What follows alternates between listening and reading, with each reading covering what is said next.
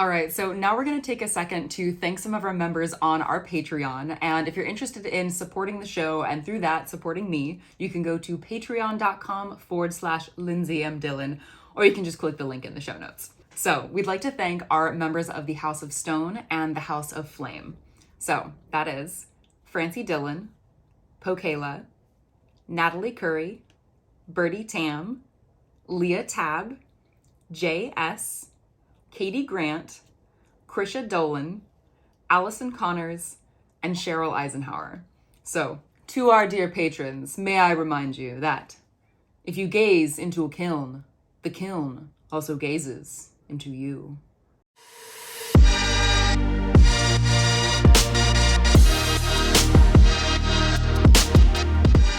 Today on the Mud Peddlers, we have a very special guest, and I would like to introduce Ianna Frisby. Hello. Hello.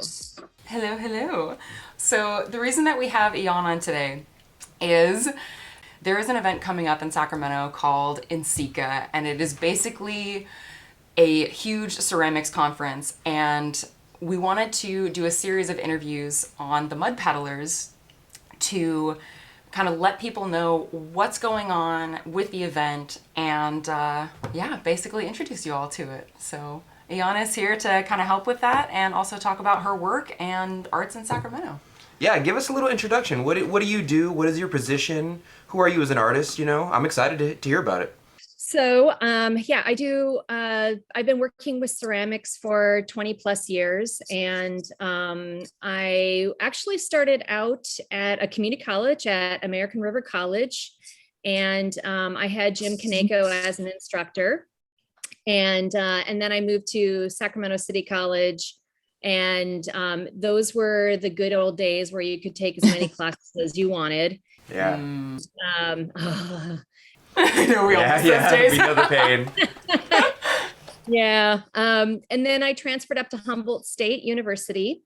And I spent 2 years up there where I got my undergrad. And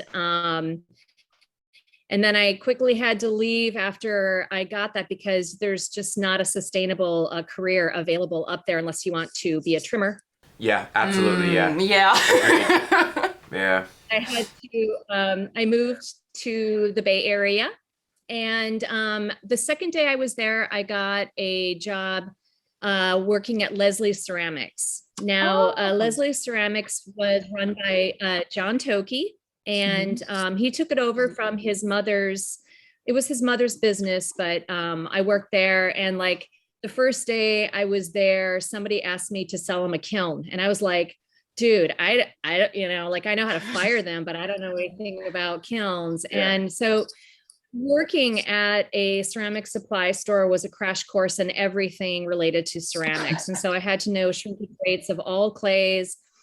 And it was just I thought it was a really smart move. And I would recommend that to anyone else who is kind of getting going and they want to know more, is like, jump in, work at a store, something like that, and get in the background and see what's going on. I was there for 5 years in the Bay Area, and I had a warehouse, a 5,000 square foot warehouse, and paid. That's big. I know. It was great. Flashdance lifestyle. And I worked at every art center I possibly could in ceramics. And so I worked at like Richmond Art Center, Walnut Creek Civic Art Center, Piedmont Adult. I worked with K through 12 in all sorts of environments. And then I decided that it's time for me to go to grad school. So I went bi-coastal with education, and I got into Cranbrook Academy of Art in Michigan. Oh, wow. And that was culture shock, weather shock, and the weather. Go ahead, Donte. What were you saying? No, I was just agreeing with you about the weather. Like, so many people ask me how does their clay dry, and I'm like, it depends on where you live, realistically. Yeah, that's true. I don't like being cold at all. So as soon as I knew I wanted to teach ceramics, like that was always kind of what my goal was. And but I also wanted to do do ceramics professionally. So when I started getting close to graduation, I applied to any place that did not have snow.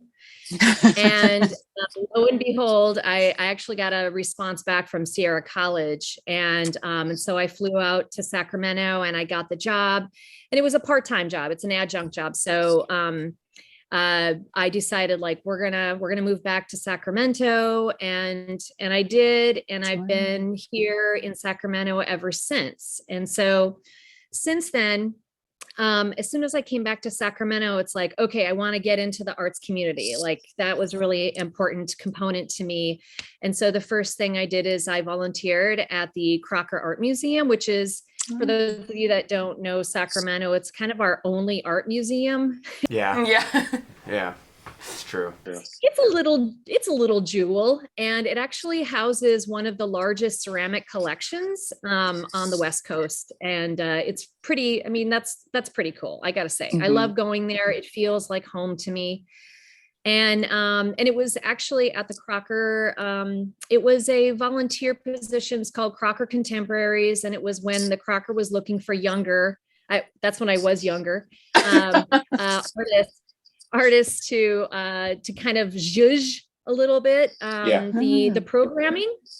And that's where I met my, what I call partner, Joya Fonda. And when we met, it was kind of like, oh, I kind of already know who you are. Like like when you first meet somebody, you're like, but I know you, like there's a familiarity. And I've had that happen with a few people, but Joya definitely is one of those. And she and I kind of became best buds, and we started a gallery for 5 years that we also volunteered at, but curated monthly shows. What was the name of that gallery? Where was that? It was called Tangent Gallery, and it was on 4th Avenue in Franklin. And we put on thematic shows every month.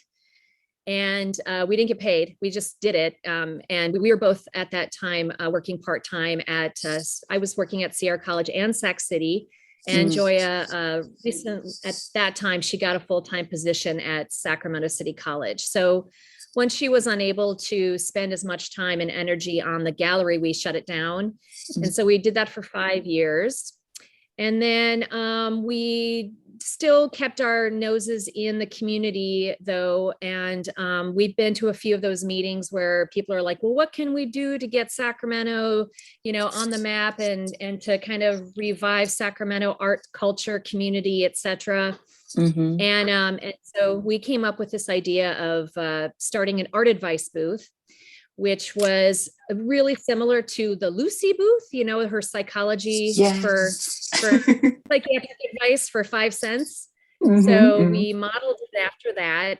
And it's a pop-up shop now. So we kind of do, well, it's a pop-up. I shouldn't say it's a shop, it's a booth. Yeah, right. We go to places. We've done Saturday. We've set it up corners like for First Friday, which is again like these are when galleries are open. We've also done it at places like we've been to high schools. We've been to anywhere where it's arts related. We've been to art festivals and stuff like that. So we kind of keep that alive. We've been doing that for several years now. I'm going on a tangent right now. Oh, no worries. I love it. Talk your talk, honestly.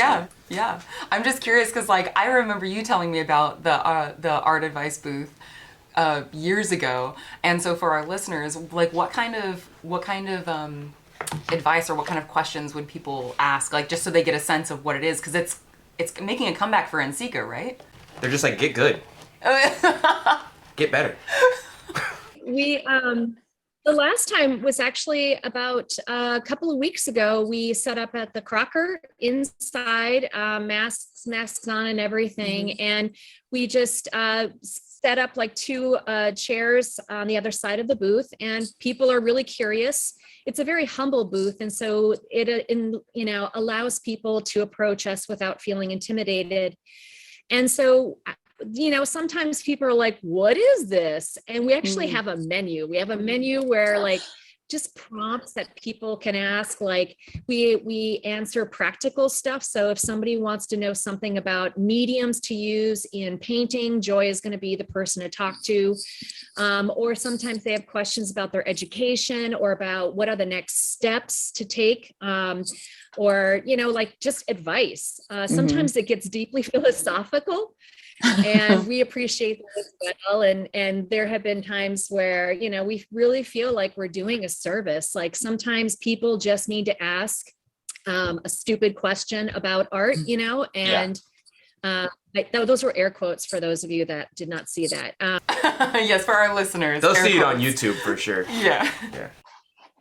It's a safe place to ask anything about that's art related. And so it's practical, it's philosophical. We also have tons of resources. We have lots of handouts. We're both instructors, so we love handing out things to people. And we have some coloring pages for younger kids as well. And sometimes I'll just sit there and do origami with kids, and they'll just talk to us. And oh, that's chill. That's hella chill.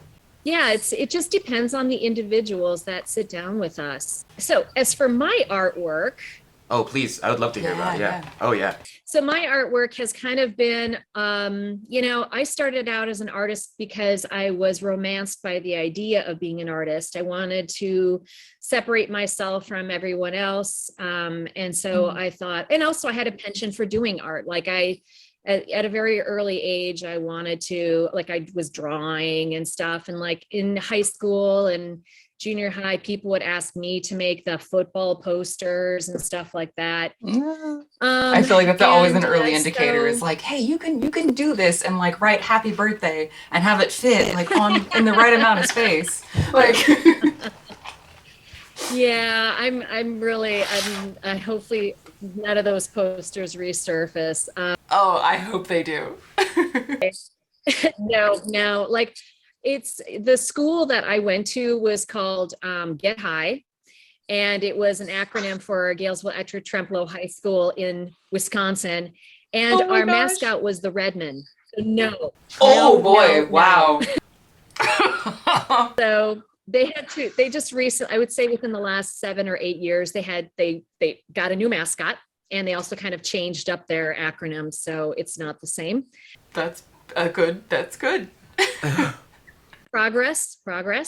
Yeah. And let's see, what else can I say? Okay, so anyway, it wasn't until I dabbled in art, and then when I got to American River College and I was doing ceramics, and maybe you guys can respond, this maybe resonates with you as well, but it was almost like a light bulb went off. You're like, oh my God, how do I do this for the rest of my life? Right? Yeah, when you catch the clay bug, for sure. Yeah. I get it. Exactly. Mm-hmm. I got bit hard. Yeah. Did you get caught by bit hard by the ceramics bug and the teaching bug kind of at the same time? Or was the idea that you wanted to teach something that came on later? No, I've always been both of my parents are instructors. Math, one is math, and what does he do? Computers, and then my stepmother was a biology teacher. So I've been institutionalized my entire life. And so I'm really comfortable in that position. And so I really I felt like I didn't have a lot to say, and that's really taken me, and that's really hard. And I'm just admitting that, some people, I really kind of envy people that are okay, I'm making this thing, and this is, I've got this really important thing to say, and I'm just going to kind of generate this amazing oeuvre of work that is based upon this idea. And I was just never like that. I am more of a explorer, and I love the challenge of clay and all of its many facets. So that can be kiln firings, different types of treatments, surfaces. I work on the potter's wheel, but I also do sculpture, and I also like to be on the edge. So for me, that means mostly about pushing materials and pushing people's concepts of what is acceptable in art and in ceramics. Mostly, I think that's something that I've been trying to dispel my entire career is like, when people say, well, that's not da, da, da, da, you make something that proves them wrong, and so I like that. yeah. So, like, for example, right now I'm deeply embedded into ceramic assemblage. And so that's like using found objects and gems and minerals and jewelry. And like, I've just got all these like little clustered collections of things all over my studio that that pair really well with clay. And I think that's one of the beautiful things about clay as a medium, is that it goes with everything. It's like the black dress, it goes with everything. Is there anything that your specific artwork concentrates on, or are you more like a Rolling Stone? Like, do you experiment, or is there anything that, like, if I saw it, I would go, oh, that's Ianna's work. Like, she definitely did that, without looking at the name? No, I mean, that's the thing. It's like, I don't really have a style. Like, I don't have that. And so, yeah, I don't think if somebody saw my work, they'd go, oh, that's Ianna's. Right. At least I don't think so. I don't know. Sometimes somebody test Sometimes you don't know. Some people are like, I know you made that. You're like, how? I just started. And they're like, I know. Yeah. But I do, like I said, I like to test out things and explore things. And so, one time, several years ago, I was awarded a grant here. It's called the Left Davis grant here in Sacramento. And it doesn't exist anymore, but I was given a chunk of money, and I went to Montana to it was Archie Bray. What's the one in Helena, Montana? Yeah, that's Archie Bray. That's like one of the, for our listeners and viewers, that's one of the more, I guess, famous ceramics institutions, places where you can do internships and such. Yes, absolutely. It's residency, all the things. And Matt Wadel was doing a workshop there, and he makes these amazing large sculptures. And so I did a workshop with him. And when I came back, I was like, I felt more comfortable about, and well, maybe not comfortable, but confident about making larger work. And so I kind of pushed that idea, and I made this like 100-pound sculpture that's a one piece that goes on the wall. It's ridiculous. Oh my God. Ridiculous. Yeah. There's always like a really, really big piece of work in everyone's studio that you're like, oh, all right, it's huge. Yeah, it's huge. And so the next step would be to make a freestanding sculpture that is, I went, okay, I made that. So now like the next step would be something similar, but like a freestanding. And so I really was, my whole trajectory has been inspired by traveling and also listening to podcasts. Yeah. There are things that I get a bee in my bonnet, and I just got to kind of go there. And so the last one that really hit me, and I've been doing this particular body of work for about 5 years now, is I went to Belize, and there was this Barton Creek Cave. And we also had one tour guide, and it was just me, my husband, and this tour guide who was also a shaman. And we took a canoe. I know, it's pretty cool. We took a canoe into this like water cave, and there was like water dripping from stalactites. And so there was this kind of acoustic echoing thing happening. And we were the only people in there. And there were bats up above, and there were human remains where the ancient Mayan had interred their people, and like there's water dripping into like these ceramic olla jars. And I was like, like it just hit me. And I was like, this is everything. Yeah. I was like, oh, the hair on your skin like waves up. And I was like, this is everything. Like clay has such a wide net, and it reaches every part of the world. It's part of the earth. It's part of, like it becomes these other things that we adorn ourselves with. It becomes ritual. And I just thought that's everything I want to talk about. And so I love this idea of combining, again, like all of this kind of like broken, junk jewelry or minerals and gems. They all now come into my work. And then I like, because again, I'm a little bit of a, like to push some buttons is, I love craft. So, like you can kind of talk a little bit about the difference between art and craft and stuff, and be happy to have that conversation. But for me, craft is something that is, like I think right now I'm basically using hot glue. I love hot glue. And I love the drippy drips of hot glue. And oh my gosh, it just can connect so many things, and it is so playful, and it's just, it feels wrong and it feels so good. It feels right at the same time. So I've been using that a lot in my artwork as well. So kind of combining these like low craft, like hot glue, like get it at Michael's kind of stuff with, ceramics and gems and, things that come from the earth. I just love that kind of juxtaposition, and it works well together. So that's pretty much where my artwork is right now-ish. Okay, for sure. Yeah. Hey, real question. How many NCECAs have you been to? More than 5? 2 of them?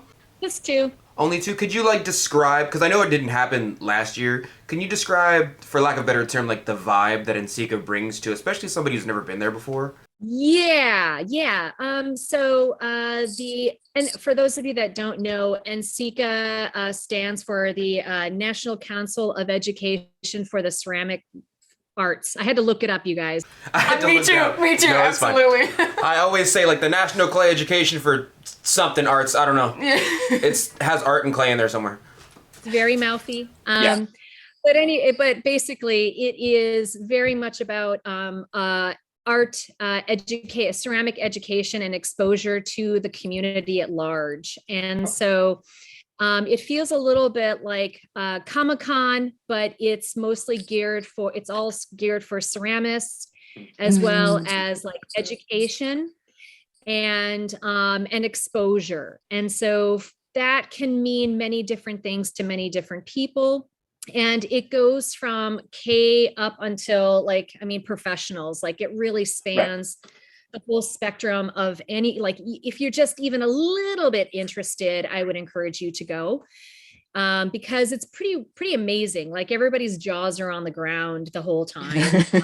It really is. It's like Valhalla for ceramics, Yeah. Yes. I love that. What are some of the different ways that people can be involved in NCECA? Because I know for myself, like Donte and I were gonna go right before the pandemic. Yeah, but like 3 months before. Yeah. So we were planning on getting the ticket, being able to go to all the workshops, but it seems like there's a bunch of different ways that people can be involved. Like there's getting the ticket and doing that whole thing. Then there's different gallery shows that are going to be going on. So what are the different ways that people can get involved with NCECA, both for those who are buying a ticket and those who are maybe either can't afford to or just aren't going to be buying a ticket to like the event in the convention itself? Right. Yes. Great. Okay. So, all right. So for those people that want to really like jump in the pool and do the NCECA, first of all, they would encourage you to become a member.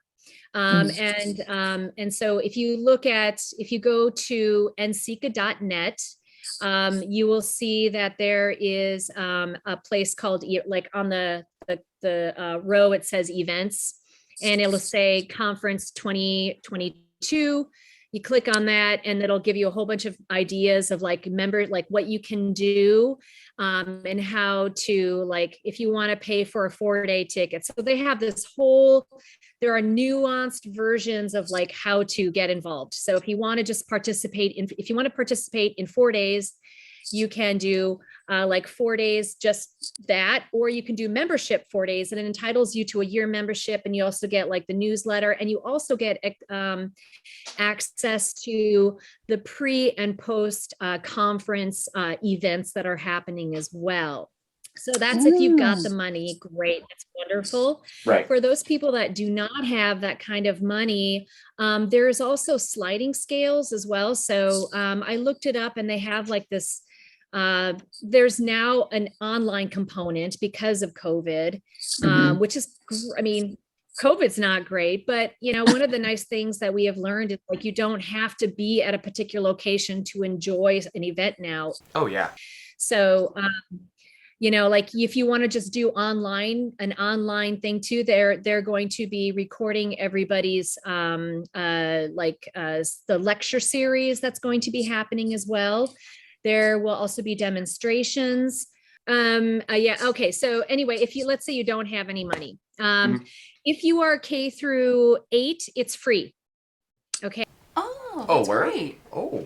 So for K through 8th grader, it's free. Of course, you have to be accompanied by an adult. And then there's also 9 through 12, it's $15 a day. Again, accompanied by an adult. That's not too bad. There's a sliding scale for the online workshops, just like the NCECA itself. I think it's like $50 if you can show like financial burden or something like that. So it seems like NCECA is really taking a hit on like making money this year as well as last year and the year before. And they're aware of that. And so what they're really focusing on is making sure that people are coming and participating versus, the monetary value of things. And so I think if people really want to go, there are ways to make that happen. Yeah, I remember the year that we were supposed to go together, they asked, like, do you want to donate the money or do you want to, like, put it toward the ticket next year? And I was like, I know so many people already canceled, just take the money. I felt so bad. I knew they were taking a hit. I was like, just take it, man. I'd rather the whole thing survive than go away just because I wanted my extra $2 whatever. Yeah, and there's some options for students as well, I imagine, right? Oh, yes. One thing I wanted to mention is volunteering. So there is a volunteer. Yes. So if people want to get into NCECA, the back doorway is volunteering. And so you can sign up on the website to do volunteering. And I think it's like, you have to do 12 to 13 hours of volunteering and then you get in for free. So there's that. That's a good way to do it too. Yeah. I assume you could split up the time too. They're not going to keep you on the hook for 12, 13 hours. No, right. Yeah, somebody is in charge of that and it probably will get divvied up between the 4 days. And I don't know how much freedom you will have to say where you want to be or whatever, but we're going to be working on there are a couple of things that I'm involved with personally that we're collaborating to do NCECA. And one of them is called Clay Camp. And Clay Camp is for K through 12 students. That is going to be 2 consecutive weekends that we're basically bringing clay and hiring some potters. Lindsay. Yes, myself included. To do some demonstrations and to show younger people how cool ceramics is. And the art advice booth will be there as well. And we have some ideas about doing things like that with kids. And is that going to be the weekend? Like the 2 weekend, I can't remember. Is that going to be the 2 weekends before NCECA, or what's the timeline on those? One Saturday, it's going to be one Saturday during NCECA, and then the following Saturday is going to be at the Crocker. And what we're going to be doing is having kids make a cornucopia. So we had one of my colleagues make this framework, an armature that has wire mesh in it that where we're asking students to make fruits and vegetables out of clay. So there will be kind of like this project driven side and then those little pieces are going to be put on the cornucopia at NCECA. So it's going to be in the, there's going to be like an installation area that is free to everybody. So there's going to be kind of like an area that is free. And I believe that's going to be where it is. And then I think also the vendor market is also free. It's only when That's really neat. Into the conference area, like the, the presenters and the demonstrators that you really have to, kick down some money.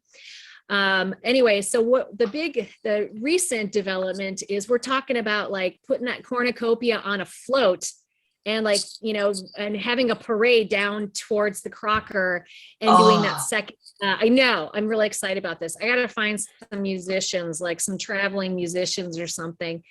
So, we can, I see it happening down the Capitol Mall. And, we're going to try and make a big deal out of it and get people excited about, clay. And then it'll be happening at the Crocker, and that courtyard at the Crocker is where we're going to be working that second weekend there as well. That's tight. That's tight. So to kind of cap this off real quick, because it's really close to NCECA and I'm super excited about it. Let's say you're new to NCECA. You've never been there before in your entire life. You walk in the front doors. What's the first thing you would go to? Is there a trail? Is there like a system you should go to? If I'm new, what should I go to first? I would assume there's going to be information booths right there at the entrance that will kind of give you orientation. Okay, so it's like a free for all. Yeah. It's like choose whatever you want. Mm-hmm. It can get really confusing and overwhelming, and so we try and make sure that people have an idea. Yeah, I would imagine as well, like for any of our viewers and listeners who have been to a convention, like an anime convention, you kind of know, like especially the one like in San Jose, it's like, it is truly a cornucopia of options. It's huge. So it's like what I always do with my friend group that goes to Fanime is like we get our little like program, we go through and we look at like, okay, like what are some of the workshops, but like, panel discussions that we want to go to, what are some of the events? Yeah. How much time am I going to carve out for like, Artist Alley and Vendor Hall? So it sounds kind of like it's a choose your own adventure thing for NCECA as well. Okay. Which I'm like super pumped about. I've been to a couple conventions that are like super overwhelming, and so the pamphlet they give you is like, here's the trail. The trail goes through, here are the artists, and then after the artists there's the vendors, and then after that the cafeteria is at the end, of course, because you're probably hungry from that adventure. I was wondering if NCECA had like a path thing like that, but it might be a bit more like Fanime where it's like, just go. Yeah, just okay. I'll lead you around if you need some help. I will. I am very I run away. So how since your involvement with the Sacramento arts community runs through so much of your life, like what are you looking forward to NCECA contributing to that overall like culture? Like what are you hoping that it will do for Sacramento and for samurai artists in Sacramento? Sacramento suffers from being the second city. And even to this day, like I was watching Narcos, and there was like one of the DEA agents, he messed up, and so they sent him to Sacramento, which is kind of a oh God. That's your punishment. You have to go to Sacramento. Yeah, Yeah.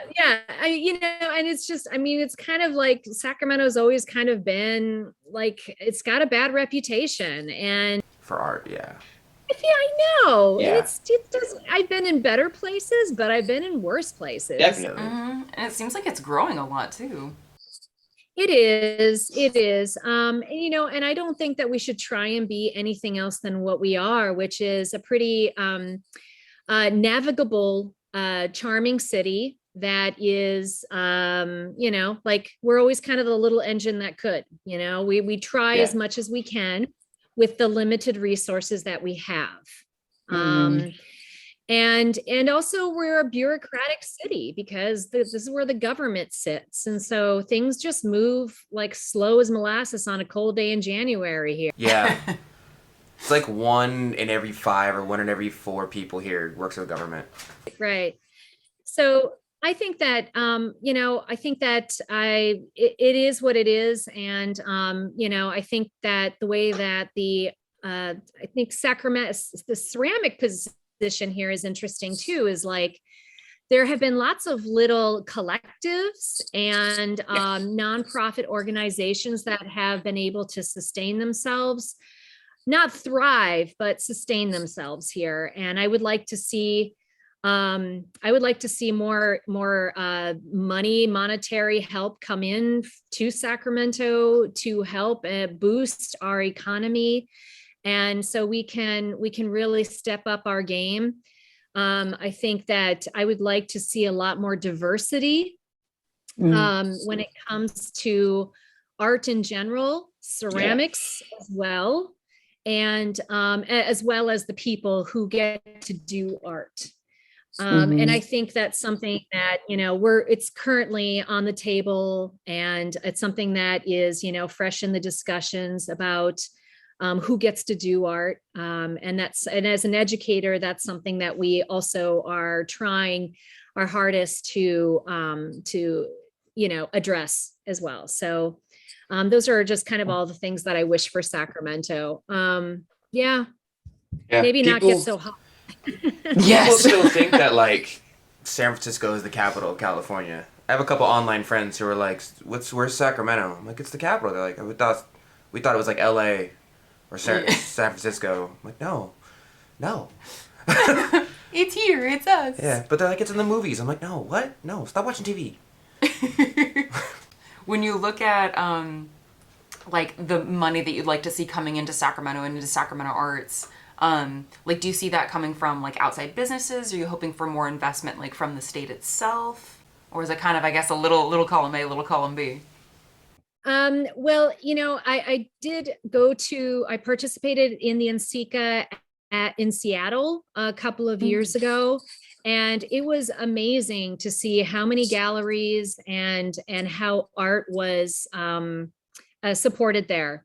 And I was like, well, what do they have that we don't? And it's like, well, they've got corporations there, they have, Google and, the big names, we don't really have anything like that here. So I think, I guess it's a little bit like inviting the devil to your front door, but, a lot of money comes with that.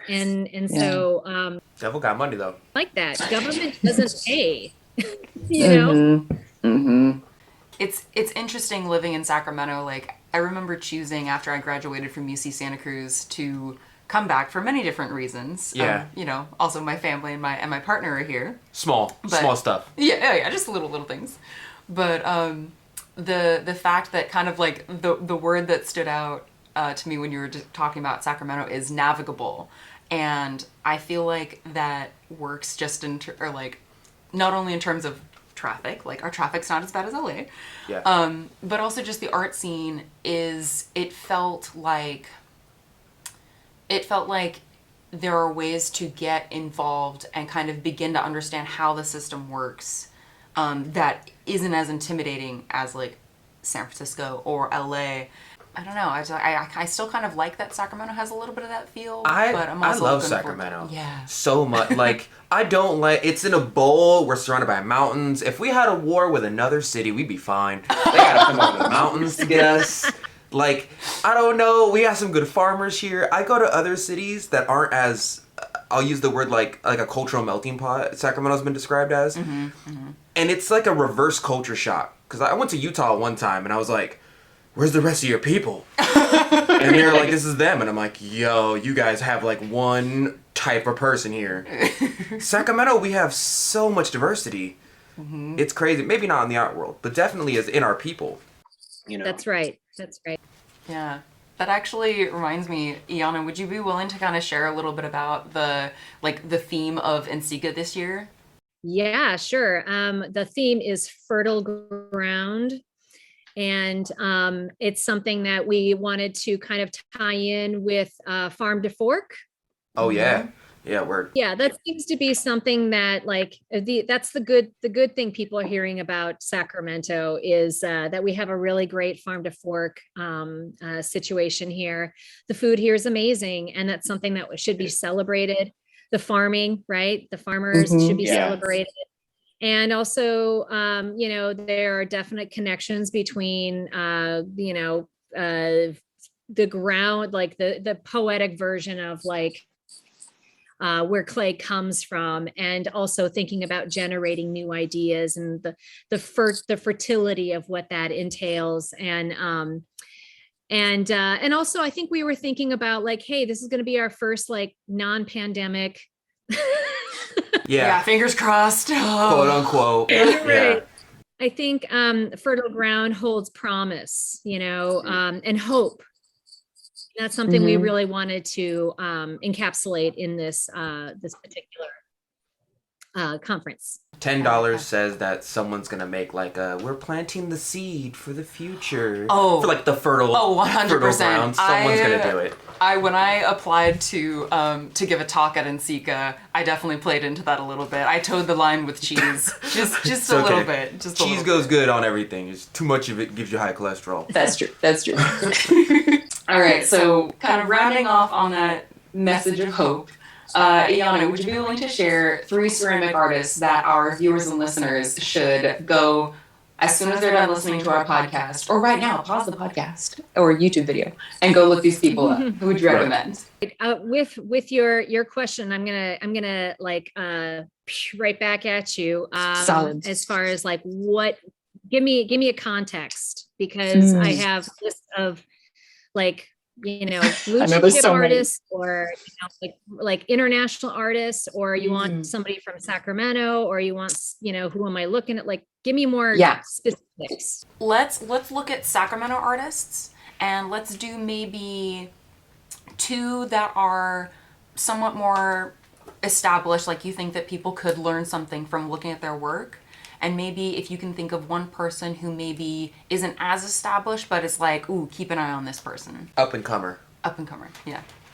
I'm going to mention a couple of people that are from Sacramento, but are no longer in Sacramento. Okay. Right. So I would say Aida Lizalde is a really amazing artist in her own right. And, it's like, when you see certain people and their artwork and you're like, oh, you got it. She's one of those people. She's got it. And she's really amazing. And she uses, she's not a ceramist in the sense of like, that's all she does. She's more conceptual and performance based. But she does video, but she also uses clay a lot in her work. And I love the way she uses that material in a poetic way that is kind of transcends.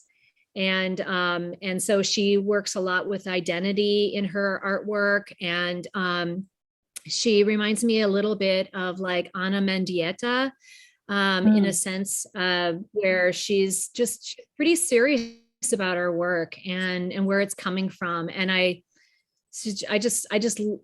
so looking forward to seeing anything that she does. So she's somebody that I really respect, and I'm keeping an eye on her.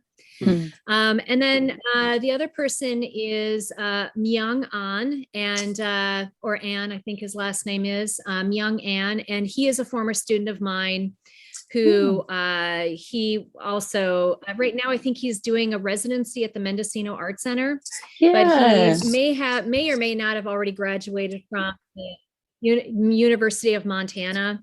I think he was there.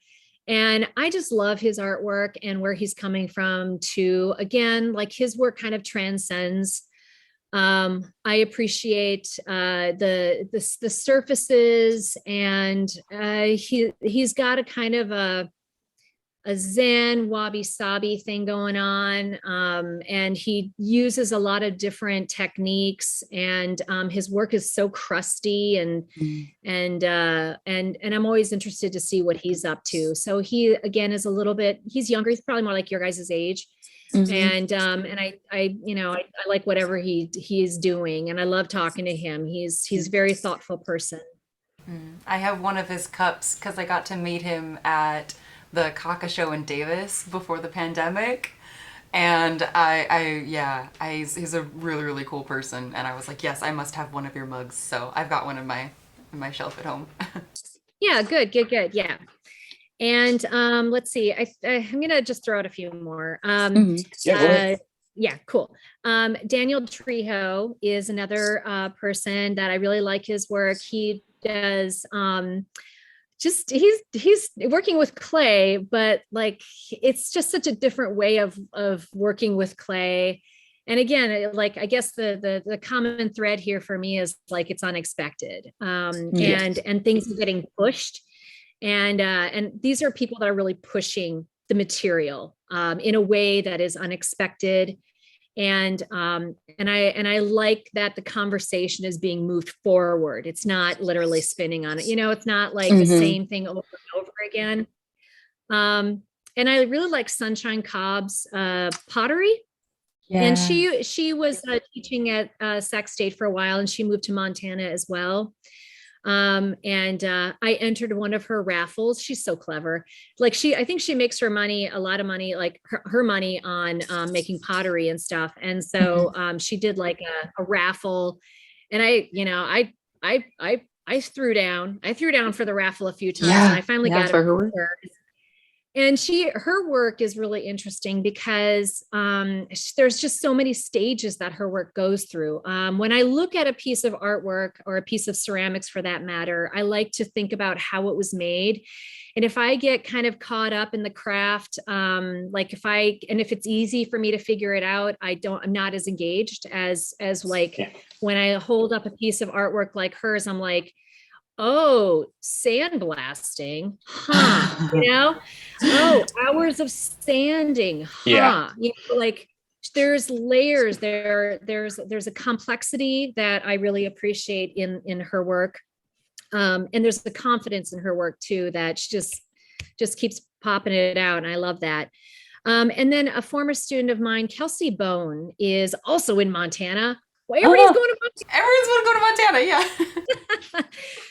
Kelsey Bowen was a former student of mine she went to CCA in Oakland, and she does figurative sculpture, and it's kind of anthropomorphic work that is, I guess, situational. There's a little bit of darkness in there, but her craft is really good.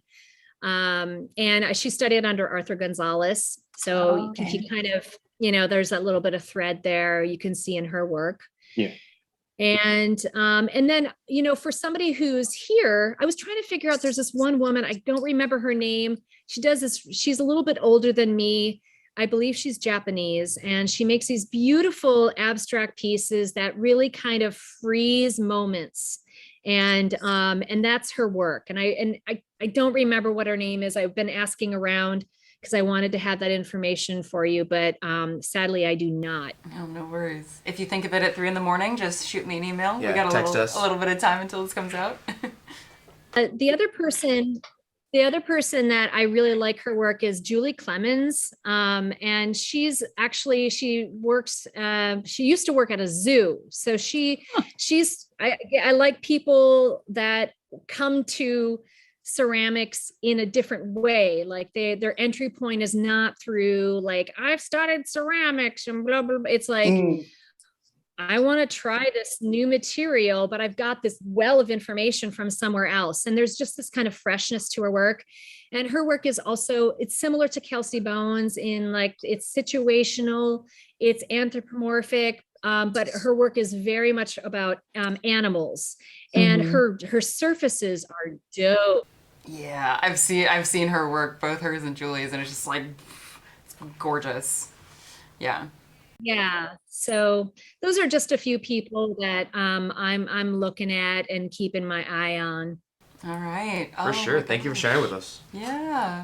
All right. Well, thank you so much for taking the time to talk to us about your work, about Sacramento art, and about NCECA. And we hope that for our viewers and listeners that this conversation is kind of giving you an intro to NCECA 101. Yeah. Tell us if you're thinking about going. So. All right. Well, Ianna, we will catch you later. And thank you so much. No, thank you so much. We'll see you at NCECA. Hopefully it's still going. But I'll see you there. Oh, yeah.